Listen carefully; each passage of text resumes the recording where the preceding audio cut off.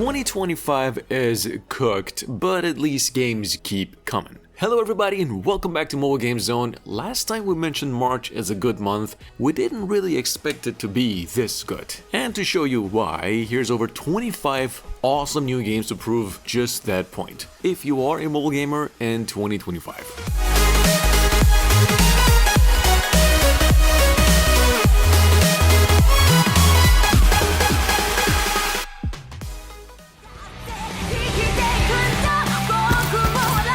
First things first, this has been pretty much the crown jewel of mobile gaming's hidden gem category for months, but if you're interested in cats and solving mysteries and a good dose of RPG and adventure, well, cat fantasy is definitely something you will want to check out. In this game, you play as this inspector of the Baker Squad, leading a bunch of cat agents to crack cases and protect this city called the Cat City. It's got this cool turn-based combat system with card fusion mechanics so battles stay fresh. Plus you can run your own cat cafe, there's over 100 unique cat agents to collect. It's a pretty chill and fun adventure. It's been out for a while and it's still one of the greatest games on Android and iOS, easily a 9.8 out of 10, super active developers. Is coming for you. Now, there's a good chance you've seen an ad for this one in the past few days, and DC Dark Legion is finally here, released by FunPlus, super famous developers of the state of survival games. This superhero strategy RPG actually gets you into the DC universe, where you're going to be fighting to protect the Earth Prime from the Batman and his army of Dark Knights. In fact, the game's story is inspired by the Dark Knight's Metal comic series, and you'll be building your own Batcave base while recruiting from a roster of over 50 heroes and villains. So there's a mix of PvP, PvE, synergies, and constant updates. As it is, it's rather one of the most exciting new ways to dive into the DC universe. Not to mention, in about 2 days, this game has been downloaded over 2 million times on the Play Store alone.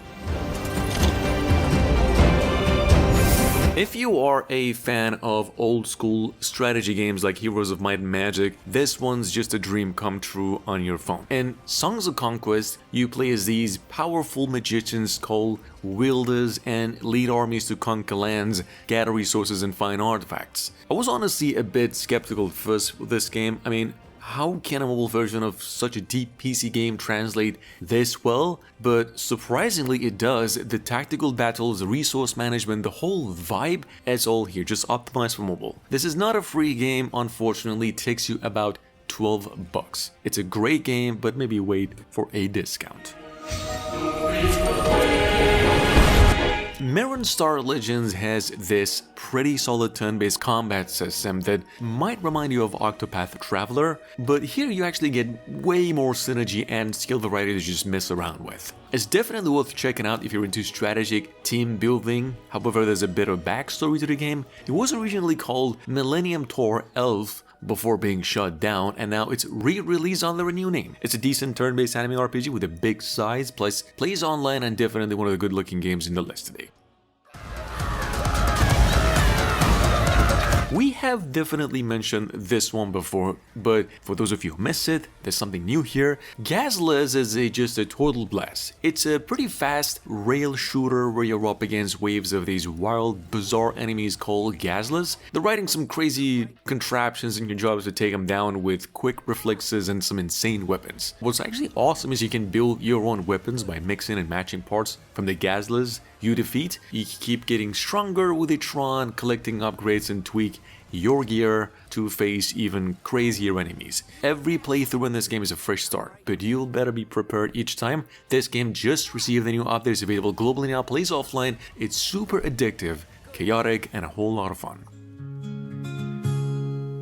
Dusty highways call my name with. If you've ever thought about living the van life, just cruising around and waking up to new vibes every day, well, Van Life Sim brings that dream right into your phone. Imagine driving a camper that's your whole home, where you can customize it, tackle some tough off-road terrains and find those hidden, peaceful little camping spots. The game really nails the freedom of the nomadic life, plus you've got to manage everything from your food and water to your relationships with fellow travelers. It's got that Sims-like vibe, but with the added bonus of great views.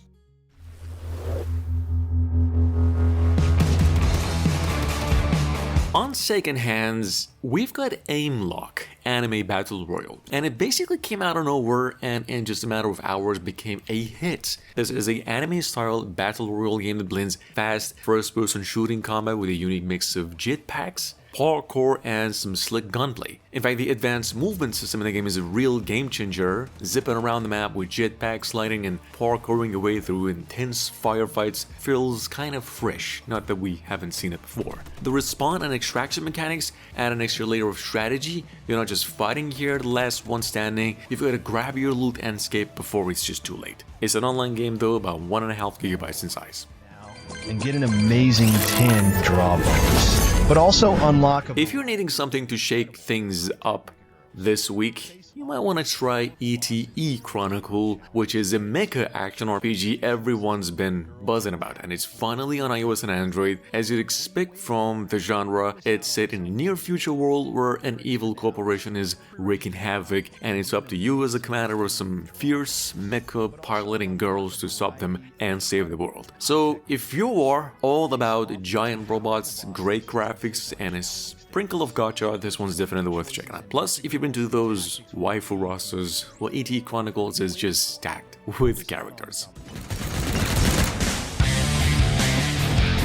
Coming up behind that, we have Cargo Hunters, which is an action third-person shooter and one that's all about survival and thinking on your feet. You're not only fighting AI, real players are hunting you down too, which makes it super intense. What's actually cool is how you can upgrade yourself with parts you find from the enemies, eventually turning into some APACs. The combat's pretty fast, so you're gonna have to be quick on your toes. Resource management is huge too. It's all about scavenging, upgrading the gear, and knowing when to bounce when it all hits the fan. If you're into survival games that keep you guessing, this one has actually a real rush. Moving on to number 10, we've got GIS Secret Spy Agent Shooter, which might be something for all of you. This game lets you play the role of an elite spy getting into some high security places, taking down guards and completing some tough challenges without being seen. So yeah, stealth is key. You can sneak past guards, disable cameras, and execute silent takedowns, but the real fun kind of isn't in the sniper missions where you can just take out targets with precision and bullet physics. It's got smooth controls, some awesome gadgets to choose, and missions test both your mind and your reflexes. It's a pretty good one. However, one mistake means the whole mission could be blown away to nothing. I don't know how many of you here are familiar with the Pikmin games on the Nintendo, but what we have here is pretty much that on Android. And to be honest, this DENPA man has its own series out there and its own twists. Here's these mysterious creatures that float around the airwaves, and you must catch them, befriend them, and team up for all sorts of adventures. The game offers plenty of activities like decoration, fishing, and interacting with these DENPA men and chill, with time-limited event stages and extra content that unlocks with progress, keeping things fresh. Plus, you can carry over data if you have played it on the Nintendo Switch.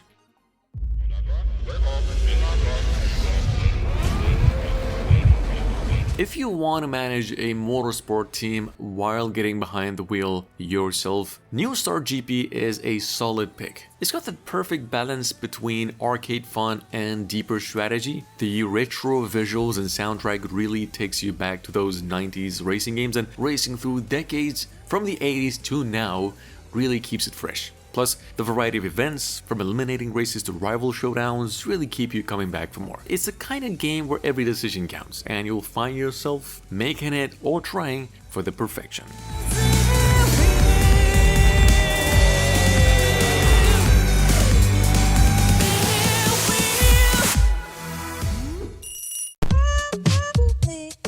So you see, Barb the cactus has lost her positive vibes, and now she's got to face her fears and take on an evil henchman. Sounds wild, right? Well, if you're into adventurous, gravity-defying platformers, this might be your jam. Be brave, Barb. You're gonna be walking on the walls, defy gravity, and solve puzzles across 100 levels, and let's not forget the funky tunes and rad graphics of the game seriously bring the whole vibe together. There are bosses to defeat, secrets to discover, and of course, plenty of positive vibe to find. It's a fun, weird adventure with some questionable therapy mixed in. So if you're up for it, give it a shot.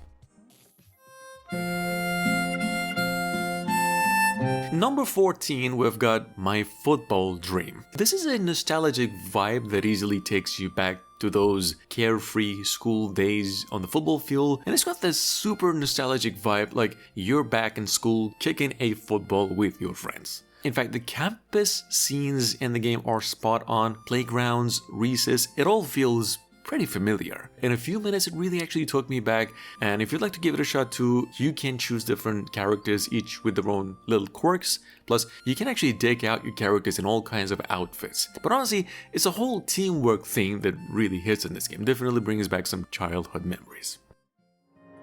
Enter a cozy world full of cats. Quilts and Cats of Calico is maybe the perfect cozy board game turned digital experience. In this game, your main task is to craft quilts from patterned fabric scraps while these adorable cats watch, and they have specific performances for their bedding. This is based on the board game Calico, and the mobile version adds rule variations, cross-platform multiplayer, and a solo mode for a relaxing or rather competitive experience. There's even a story mode with Studio Ghibli vibes, as you can see, where you're a quilter in a cat worshipping city. It's got a beautiful soundtrack, pretty calming, and I have to say all around it's a pretty charming game where you can unwind and let your creativity shine. If you've missed Positions before since its Apple Arcade days, you might be in luck because Positions is now on iOS and Android since today. This is a minimalistic puzzle game all about shifting perspective, like literally. You'll find yourself rotating dioramas of a family's positions, and with each puzzle unraveling a small piece of the story. It's one of those rare wordless experiences that just really speaks for itself without needing dialogues to just move the narrative forward. Positions is actually offering a try before you buy on iOS and Android, free with ads option on Android, and the game is available now. It will take you about 1 GB in size. It's playable both online and offline.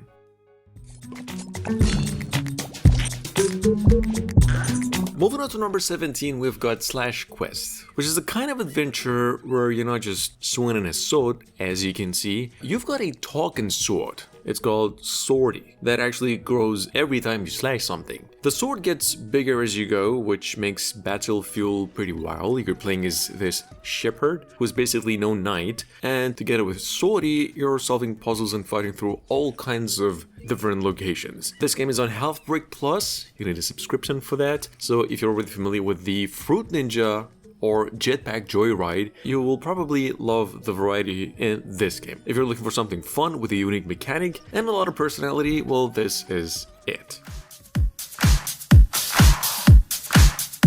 Although it's a pretty negatively rated game on Android, however, from a rating of 1 to now a 4 out of 5, which is much improved. Element Fusion is the RPG idol of the day, and if you're into strategy and battles with a twist, this could be your thing. You play as a rookie agent in the Bureau of Abnormal Emotions, dealing with emotional anomalies all around the world, and you have to collect and build a team of elements, which are basically elemental creatures, each with their own special powers and attributes. There's a lot of focus on strategic gameplay, and like no card or character should feel useless, plus the custom AI lets you automate everything without worrying about making a mistake, which really frees up your time. It's a casual game, but with enough depth to keep you hooked.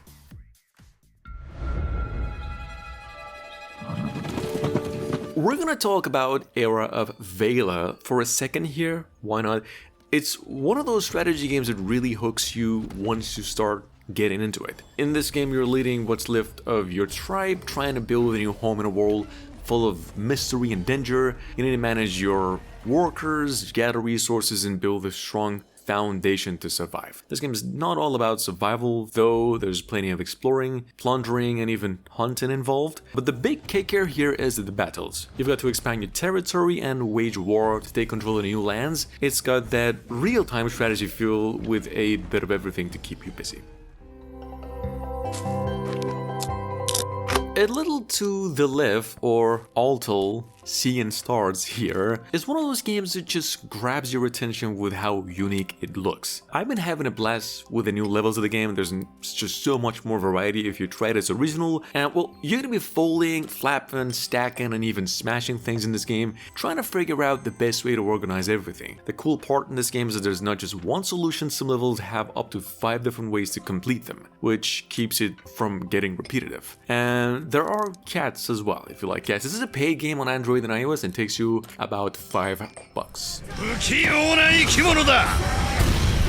Windbreaker is officially getting its first game. It did. First video game adaptation. And this Windbreaker heroic tale of the delinquents has been over a year since it was announced, but it's finally out in the East and it's coming out West in 2 weeks. It's already all over Europe. Not only to Android and iOS, but also Switch, PCs, and even consoles, that alongside the second season of the anime. This game is based on the popular series that follows a high schooler striving to become the strongest in his new school. And if you missed the anime or the game's announcement, like myself, this is basically a mix of fighting, RPG, and lots of heartfelt moments, bringing the anime to life for its sequel, with more quality of life improvements.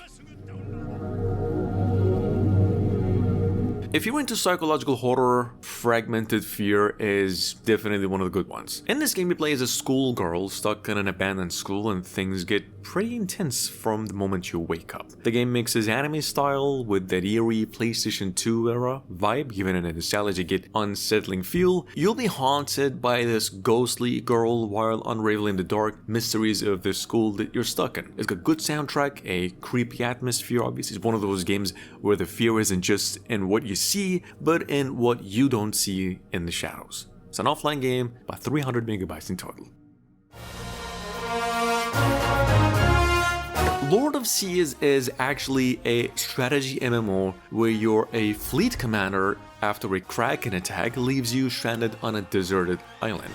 That's the story. Now you're off treasure hunting, fighting naval battles, and building your own civilization. I gotta be honest, the real-time strategy MMO isn't your typical pirate game, but it's just packed with exploration, seas, and pirate ships to fight and loot. The real-time battle system is a standout. Battles happen live on the map, so anyone can jump in or leave at any time, and you can even team up with other players for higher chance for survival. Tales of Wind, Radiant Rebirth is another MMORPG that I've actually been into recently. It's got a pretty good mix of classic fantasy with some pretty cool new features that make it stand out in a few ways. Gameplay is smooth, like pretty much 60 FPS smooth, so the battles and exploration feel different, and the customization is pretty wild with gacha spins for outfits, plus you can evolve your character way beyond the usual classes. The Rebirth has several new realms, even underwater runs, and you can go ahead and team up with friends for some co-op looting. It's now packed with action, less bugs, and available on both platforms. Have you ever thought about sport larger than life?